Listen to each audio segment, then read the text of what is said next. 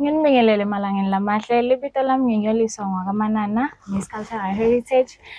Njengoba silungiselela umhlanga kuleli viki lesiya kulo, sijabule kakhulu siyimbali yaka-Art and Culture. Sesijake kona ukuthi kufike kuleli viki lelitako sihambe siye emhlangeni, siye kuyotijabulisa sihlangane naletinye tintfombi. Sesijabule kakhulu malangeni lamahle. Sinetivakashi tetfu letide kutosichasa ikakhulukati ngekulungiselela wona umhlanga. Sisahamba sidodzinga lokunengi. Manje-ke bafikile namuhla bede kutosichasa ngako. Siyabumukela. Siyabonga sisiyoliswa. Ngiyanibingelela maswati lamahle. Ngichamuka e-UG Electronics lo kanekise eMbabane industrial site. Sitheke masiva yona ingonyama imemeta ibita imbali yayo sathi cha nathi ngeke sihlale singi-UG Electronics singendilutho. Though timvo tethu tikakhulu ngala kuma electronics lokufaka ekhathi bo access control, bo security systems, bo IT networkings kuningi nje Nkosi yami nobuhle.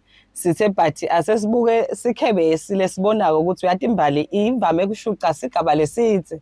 Sathi cha singi-UG Electronics asimane sivete nangemandi embalini kuthi imane ithi mayihamba ishuca iphethe bona lomhlanga imane ikhona kwehlisa. Singeva ukuthi sekukhona lowile ngenzaba ukuthi bese uyoma ngoba phela nelanga seliqalile vele kushisa maswati lamahle kulamalanga.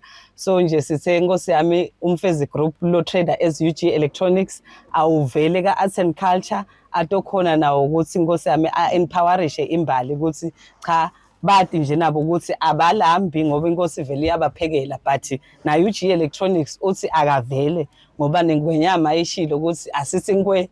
So nathi sibuke nje ukuthi ngabe ukuphi lesingamane singene khona nathi sibambise ingwenyama kulongwe siphindze sibongiseke ingwenyama kubuseni kwayo kwa 40 years sithi halala Mlisa siyakubongisa kakhulu. Sicela kubonga siyimbali yaka-Art and Culture ku-UG Electronics ngekusipha wona emanti ukuthi sisashuca sihambe singomi sitokhona kufeza wona umkhosi wemhlanga. Lokhu kusho lokukhulu kakhulu kithi siyimbali.